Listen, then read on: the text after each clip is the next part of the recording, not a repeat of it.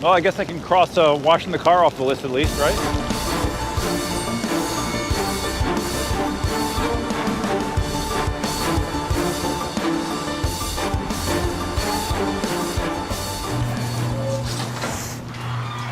Yeah, look, it's Christmas time already. Yay. Yay. What's up, guys? Duff here. Remember I said, I think at the end of the last video, how we really have to get new elbow pads. I got the same elbow pads, but I got a different helmet, if you haven't noticed.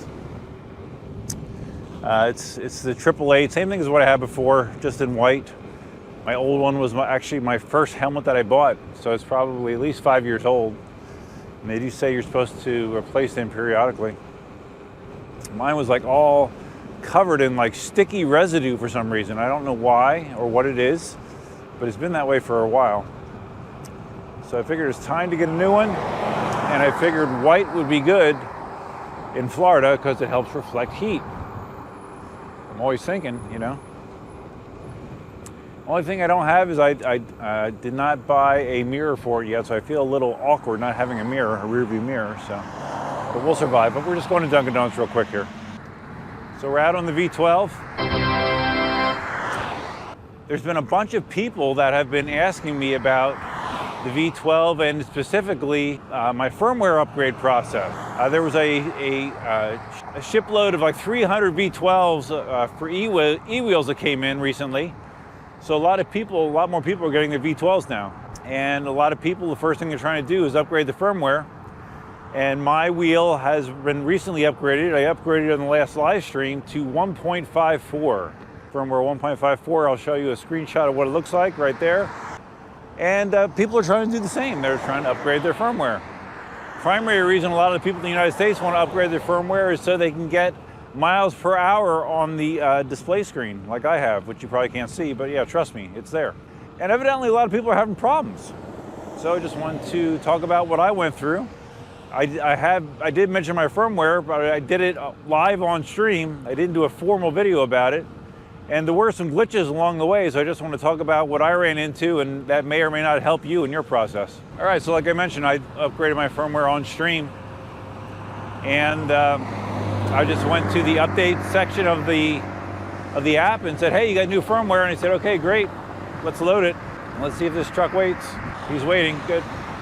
And I uploaded it, started on its way, and then I continued with the live stream, just kind of jabbering away, checking in on it periodically. When I was doing the upgrade, there's 3 parts to it.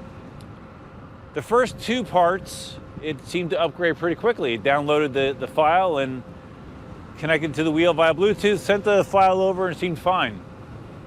The third part of the upgrade, it upgrades the BLE board, which I believe is the Bluetooth board, and mine seemed to just stop there. It did not progress past upgrading the BLE board. It said completed 2 of 3, would not go any further, and on my display screen it showed 20% complete and just stayed there, did not change. So there was someone on stream that had done the upgrade before, and he actually helped kind of guide me a little bit. I think it was Bill H. And he said he had the same problem. His hung as well. What I did to get past it was I basically just killed the app. I force killed the app on my iPhone. I force killed it, restarted the upgrade, and then it picked up where it left off. It completed the third part of the upgrade, the BLE upgrade. So that's what I did. Not rocket science, just tried again, and it worked the third time. So if it did hang on you, you might want to try that again. I heard some people say that they aren't even able to connect to the wheel via Bluetooth. Some of them are saying that they think that they bricked their wheel. So luckily that did not happen to me, but that is what I had to go through to get the firmware upgrade installed. Marty just posted another video about the Extreme Bull Commander. He's had it for several weeks now. And he likes the wheel overall. He loves the range. It's gotten the most range of any wheel he's ever ridden. Loves the range, but he hates how much it overheats. I guess he did a mountain ride the other day and it overheated 8 times. So yeah, it's pretty bad how bad or how consistently Gotway has been with overheating wheels lately. As Marty mentioned in his video, you know, big fat heat sinks seem to fix that. But for whatever reason, they have been unwilling to do it, and they try to rely on shitty fans to get the job done. And obviously, with the Commander especially, it is not working. I think he said that he heard that their answer to this with production wheels is to add more fans. All right then. So yeah, it's great. I mean, it's nice to have a $4,000 wheel. It'll go 100 miles, and you can fry eggs on it too. It's great, man. Way to go, Bugatti, Extreme Bull, Gotway, whatever your name is.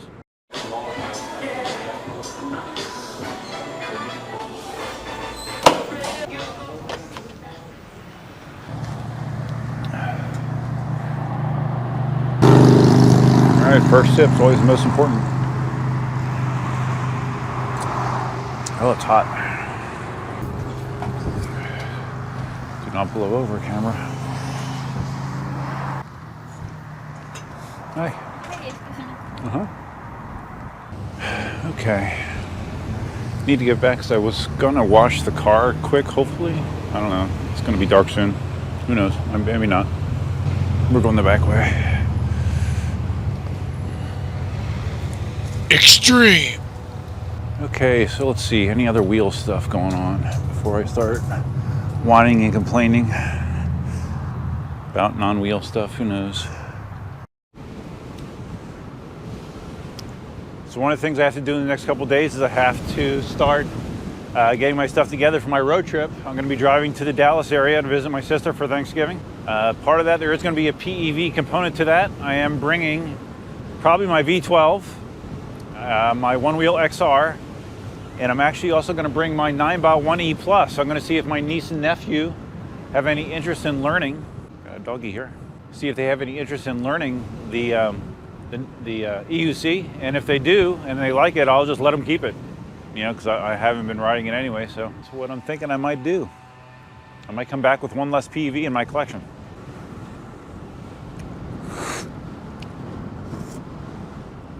So I just went to hit the button on the camera, and as I did, my finger slipped off. I tipped the coffee, and I've spilled coffee all over my arm, all over my thumb.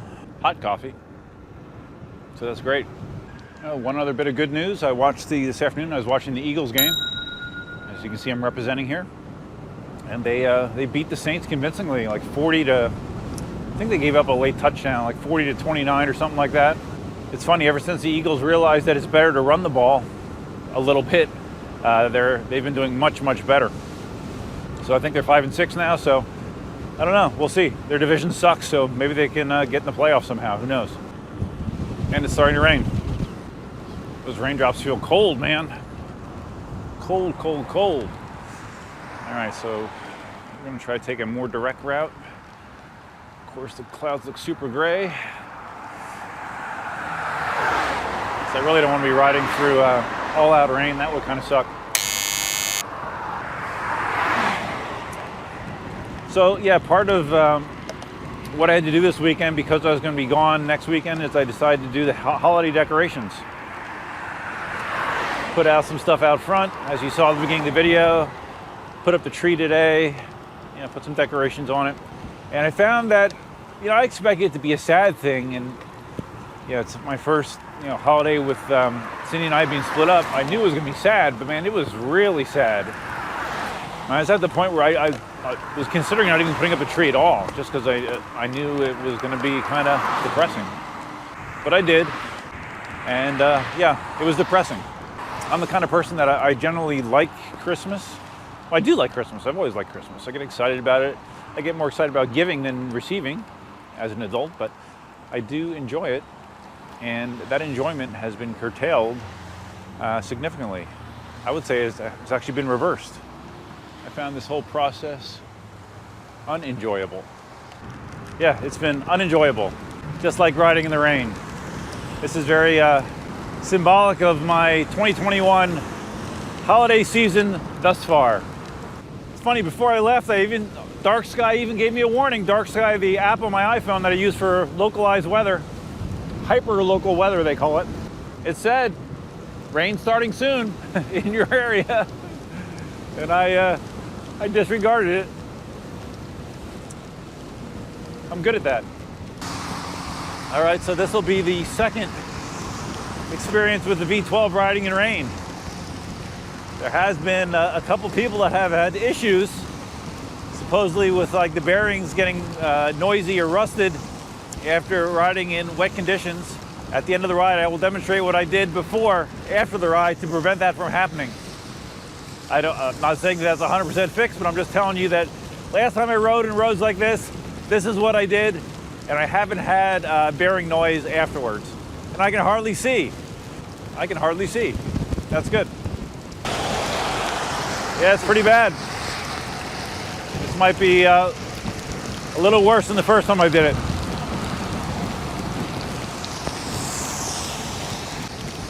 Well, that's good. At least I don't have to take a shower tonight, right? Another advantage of being solo, you can bathe less often. Well, I guess I can cross washing the car off the list at least, right? See, there you go. There's the sunny side to this situation.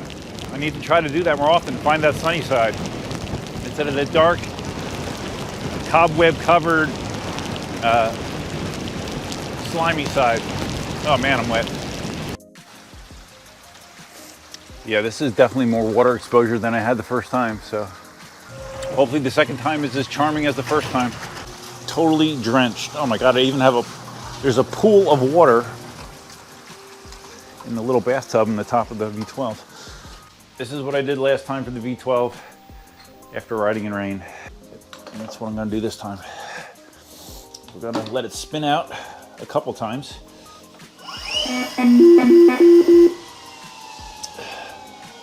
And again.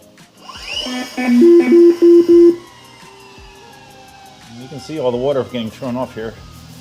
And because it's wetter than last time, we're going to do one more time.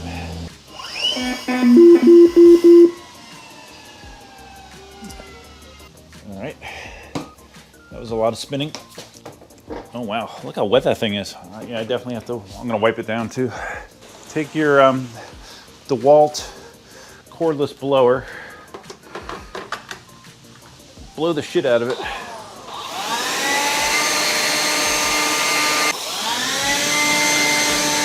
Don't forget to do both sides.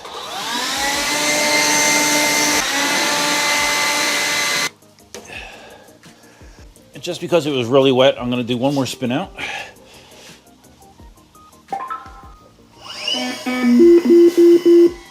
Okay, I didn't really see any significant water come off the wheel that time. That's kind of what I was looking for. All right, guys, so I guess that's going to wrap it up. I had no intentions of this being a water resistance test, my second water resistance test on the V12, but it turned out to be my most significant one to date. If you guys found the video interesting, please give it a big thumbs up. If this is your first time visiting the channel, please consider subscribing. And if you're going to subscribe, you can hit the notify bell that's over there somewhere. Big thanks to my channel members. I haven't checked today. Last time I checked, there was still 10 people that are members of the channel. That's a way you can support the channel. Right here's their names. Huge thanks to all my members. This will be probably the last time you hear from me for a little while. Like I said, I'm going to be heading west to Texas, and I will be documenting that ride in the Tesla, more or less. See what kind of interesting things I run into along the way. Road trips are pretty interesting, so we'll see what happens. So yeah, that's it, guys. Got to go change my clothes, and hope you had a great weekend. Happy Thanksgiving, and until next time, Duckman out.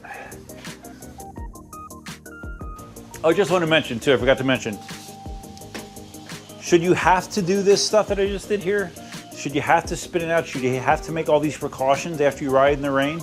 Ideally, no.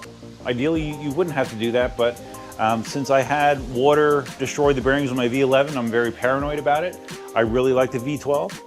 I don't want to have bearing issues, so I don't mind spending 3 minutes to do this.